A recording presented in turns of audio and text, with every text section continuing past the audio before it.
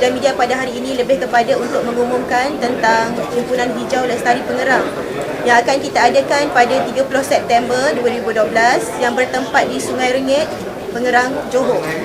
Dan seperti yang telah dinyatakan tadi, tujuan utama kita adalah lebih kepada untuk menarik perhatian penduduk Malaysia, rakyat Malaysia untuk lebih mendekati isu-isu yang diperjuangkan di Pengerang. Dan di sini kita ada menggariskan 3 isu terpenting di dalam Himpunan Hijau ini. Yang pertama lebih kepada pengambilan tanah. Untuk pengetahuan semua, pengambilan tanah bersempena dengan projek kompleks pembangunan petroleum Pengerang ini melibatkan hampir separuh daripada Mukim Pengerang yang melibatkan keluasan 22,500 ekar. Yang mana populasinya lebih daripada dalam 28,050 orang yang terdiri daripada 80% Melayu dan 20% bangsa Cina, yang mana terdiri orang Melayu tersebut kebanyakannya tinggal di kampung-kampung tradisi. Yang kita lihat lebih 10 daripada kampung tradisi akan musnah disebabkan pengambilan tanah untuk projek inilah. Dan persoalan yang kita boleh lihat di sini kepada kerajaan negeri khususnya, kenapa kerajaan negeri tidak menggunakan tanah kerajaan negeri yang sedia ada yang berhampiran dengan tapak projek dan lebih luas daripada tanah yang akan diambil. Dan tanah kerajaan negeri ini tidak melibatkan penempatan penduduk dan kami kira ia lebih mudah untuk proses pengambilan dan sebagainya. Dan untuk isu yang kedua ialah kehilangan sumber kehidupan. Kita sedia maklum bahawa penduduk Pengerang terdiri daripada para nelayan, petani, peniaga yang rata-rata menggunakan alam sekitar sebagai sumber mata pencarian mereka.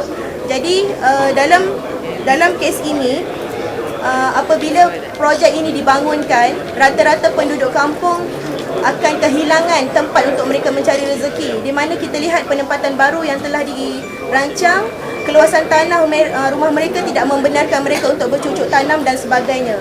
Dan para nelayan pula, apabila projek ini dijalankan, pesisiran pantai yang kerajaan ambil itu menyebabkan nelayan akan berpindah ke suatu tempat dan berlaku kepadatan nelayan di kawasan yang diperuntukkan untuk mereka.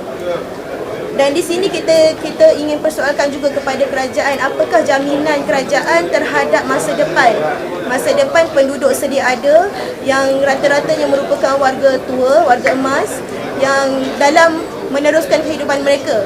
Yang saya kira mereka pada hari ini hanya perlu menuai hasil kebun-kebun mereka, namun apabila tanah mereka diambil, kebun-kebun mereka diambil, mereka perlu untuk menanam semula dan bermula daripada awal. Dan saya kira itu adalah tidak bagus dan memberikan tekanan kepada mereka selaku warga tua yang saya kira patut menikmati hari-hari bahagia sebelum mereka pergi. Dan apakah jaminan yang kedua kepada penduduk yang untuk kategori muda lah kan, apakah jaminan kerajaan untuk memberikan mereka pekerjaan?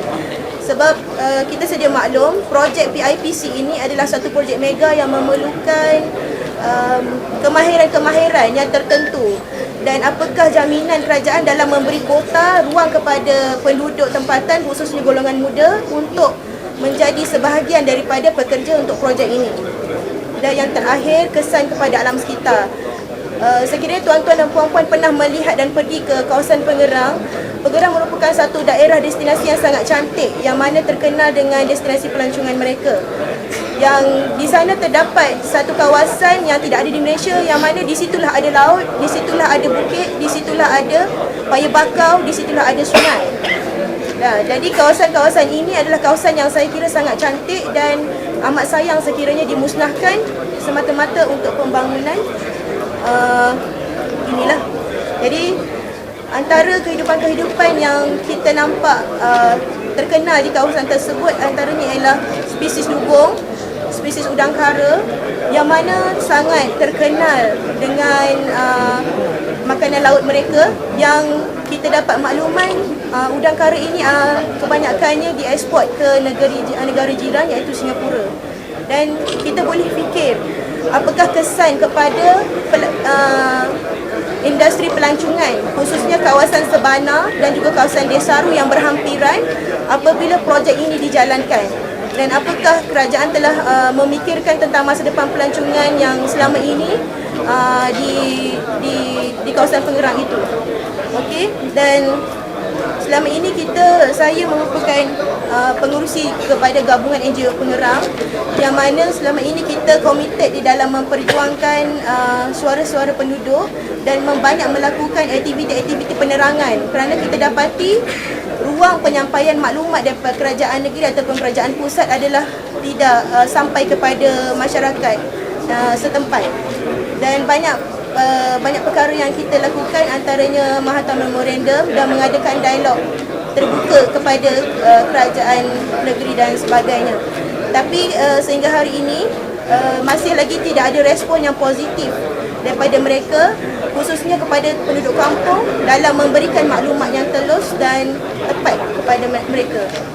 Jadi saya menyuruh kepada seluruh rakyat Malaysia yang prihatin tentang nasib rakyat di Pengerang ini untuk sama-sama hadir pada 30 hari bulan ini demi menyatakan sokongan tuan-tuan dan puan-puan dalam projek Lestari Pengerang ini.